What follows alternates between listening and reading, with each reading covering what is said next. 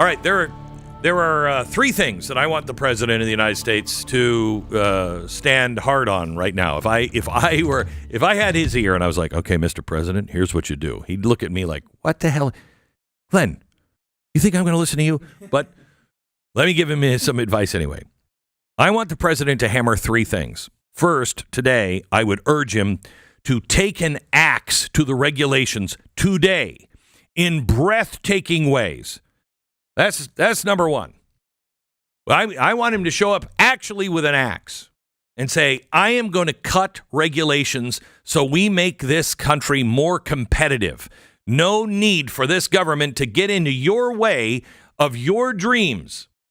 The states want to do that's fine. You know, if you're obviously going to pump poison into the rivers and everything else, then we're going to get involved in that. But no more of this overregulation, and I'm cutting them today in breathtaking ways. And then I want him to shame the Congress. You know, Congress is going out on like a 3-week vacation now. Must be nice, guys. Wow, insider trading and unlimited vacations, it seems. At some point, they're going to come back and they're going to make those tax cuts that we got 8 years ago permanent. That's not what we voted for. We didn't vote for that. We voted for significant tax cuts. We want you to reduce the deficit. We want you to give us significant tax cuts. We want you to get out of our way. And Donald Trump said the last thing we have to do is raise tariffs. Well, he raised tariffs yesterday. Congress, shame on you. Be bold. See the times that we're in. We're in bold times. Do you have any courage to be bold at all? Okay, so we raised the tariffs, and what everybody is saying is great. This is going to bring back American manufacturing. That instinct is right. We have to bring jobs back to America. We have outsourced way too much. We've hollowed out our middle class, and all we are now is on a managed decline. That's really what the course is, managed decline. Donald Trump is trying to flip that. We have made ourselves so vulnerable to foreign supply chains that at best, they don't care about us. At worst, some of these foreign supply chain providers, they want to destroy us. So what are we doing? So here's the truth. If all we have to do is chase the old jobs, we're going to end up building the ghost towns of opportunity for tomorrow. You can't do it because the factories with lights on but no people on inside, that's coming. Okay. This time, when the factories come back, they're not bringing back the same jobs. They're going to be done by robotics, sensors, AI systems. And if we don't think bigger and broader and bolder, we are going to miss the opportunity to build the nation that doesn't just survive. It's the nation that leads. We have to stop thinking about America's future like it's a rerun of 1954. It's not. GM's not coming back. The big factories aren't coming back like that. And the goal is never to return to the past. Do you think in 1954 they were like, man, if we could just have those big factories, milling those cotton? No. They weren't thinking like 100 years ago. Why are we? The goal is not to return to the past. The goal is to build what the world needs tomorrow and make sure we're the ones that are controlling it. So when we talk about bringing jobs back, what are the jobs we should be looking for? What do we build? Well, first of all, we build chip foundries, okay? Not one, not two, dozens of them all over the country. Dozens of chip factories. Because every single car, every missile, every drone, every phone, every satellite, every AI model depends on those chips. We must control the chips. Right now, the majority of high-end chips come from Taiwan, which is 100 miles off the coast of a very aggressive and unstable China. Do you think if things get tough, we're going to have access to those chips? And we can't just have Taiwan come in and say, we're going to build one factory here. No, dozens of those factories. Redundancy. Having everything coming from Taiwan, that's not a supply chain. That's a hostage situation ready to happen.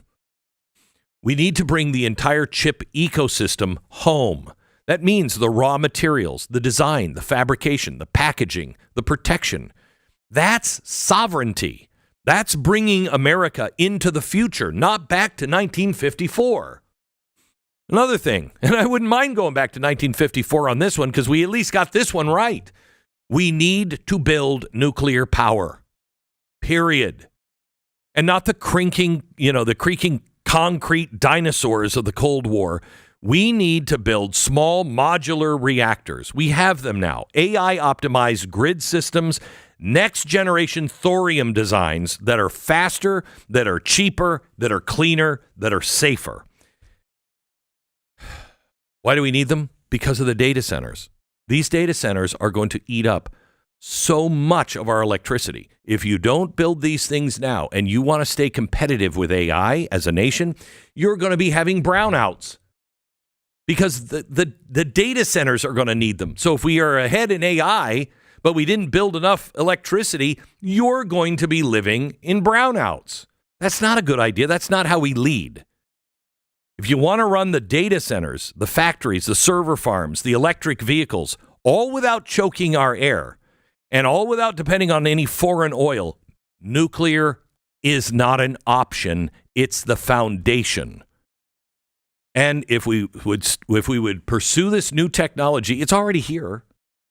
If our government would help by just deregulating, not the crazy stuff, well, actually deregulating the crazy stuff, not the protections against the crazy stuff. Make sure these things are safe, but build them. Then server farms. I don't want the government building a single server farm, not one. But I do want the government, and this would create a lot of jobs, to build data fortresses. Okay, server farms, domestic cloud infrastructure. Let the private sector fill the buildings with the latest and the greatest. Let them carry all the risk. Let them, there's something brand new. We got to get rid of all that. Good, they carry all of that. But perhaps it is the government's job to build a fortress around those centers to protect it. That's where the real money can come in. And businesses will say, I want, because they're protecting it. It's safe here. The backbone of every single AI model, every defense system, every modern company, it's all going to be on data, period. And we're hosting far too much of it right now on foreign-owned systems or in single points of failure. Not a good idea. We need hardened, distributed, secure computing across the country. Our future should not be held together by luck, some Band-Aids, and third-party logins. What are we doing? So forget about building, the new GM plant of the future. These are the things that we should be focused on. We need to build robotics hardware because while AI is the brain, robotics is the body. And whoever builds the body controls the labor of the future. Okay, because it's not going to be you working on an assembly line. It will be a robot. China is pouring billions of dollars into robot manufacturing. If they control the means of automated production, they control the next industrial revolution. Have you seen their docks compared to our docks? We're not doing anything because of all of our labor unions. China doesn't care about the labor unions, okay? I don't think that's a good thing. I don't like China's model. But if we don't understand that they will put us out of business if we don't adapt to what is happening, we are going to be left in the dust.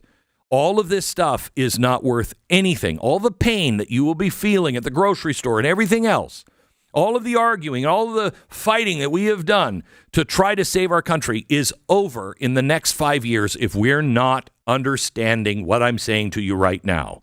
We cannot allow China to lead in AI or automation, from agricultural bots to surgical systems. It has to be led by us. We also need to create new jobs in rare earth processing and strategic minerals refining. Right here, we have to do it, even if it costs us more for a while. These are the jobs that must be brought to America. We must create them. Finding, the mining, the refining of our own rare earth minerals, because you can't build a single solar panel. You can't build an electric motor, a wind turbine, a guidance system without these materials, because you can't build the chips. And right now, China controls about 90% of all of the global refining. We dig the ore here and then we send it to them. That's not just bad policy. That's national suicide. What are you doing? We need to mine smarter, refine cleaner, and stockpile strategically. We need to build next generation alloys and materials because very soon AI is going to start discovering new substances that we never would have thought of. It's going to look at the periodic tables and it's going to say, why are you using steel? You want to build a steel plant? Why? Take this, combine it in this way, and it's going to make something that's twice as light and 3 times as strong. Stronger than carbon fiber, heat resistant, self-healing. All of that stuff is coming. These are going to change the way we build planes, buildings, armor, spacecraft, maybe even the way we heal the body. Profound change is here before 2030. We should not be watching any of this from the sidelines. The United States of America needs to lead it. If we are going to have another great renaissance and have, what Donald Trump says, this new golden age, we have to be leading this stuff. We have to be building biomanufacturing, domestic pharmaceutical productions. The next war may not be fought with bullets. It might just be fought with a virus, antibiotics, hormones, vaccines. 90% of our active pharmaceutical ingredients still come from China and India. That's madness. That's a chokehold. We need redundancy. We need it here. We need it now.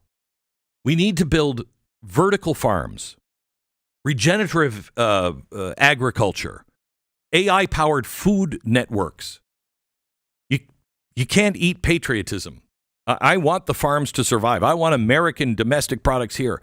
But we have to see what's over the horizon and start building those jobs. It would be like if I'm saying, you know what, farmers? We're going to bring back the jobs of the farm of the old days, and I send you a horse and a plow to strap. You wouldn't want that.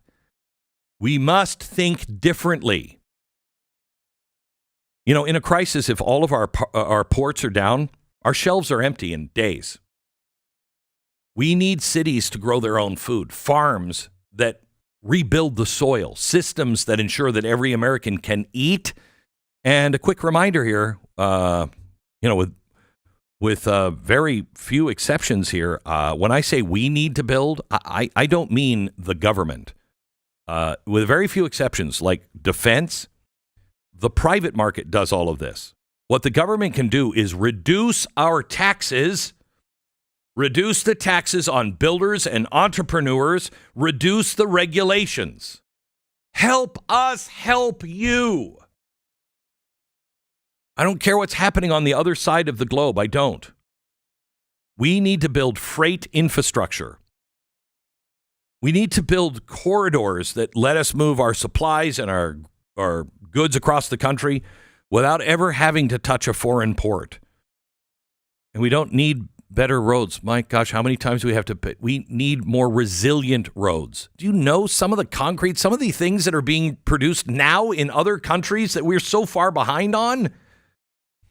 And yes, maybe we build a steel mill from time to time, but not the ones we remember. We build automated, modular, ultra-clean micro mills that forge the next generation of steel in smaller batches, closer to where it's needed, because the future is not about bulk. It's about agility. It's about speed. It's about precision.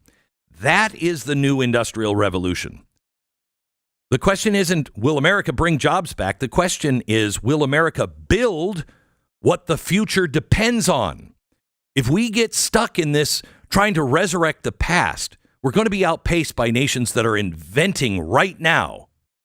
They're inventing what's next. Tariffs are just a tool, a lever, but they're not vision. We need to think like builders again, like pioneers, like people who understand that the goal is not just to have a job. The goal is to have the capacity to survive, to compete, and to lead. Let's build what matters. Not nostalgia. Not for headlines, but because the future can't wait. And if we're not leading that, if we're not shaping the future, believe me, someone else will.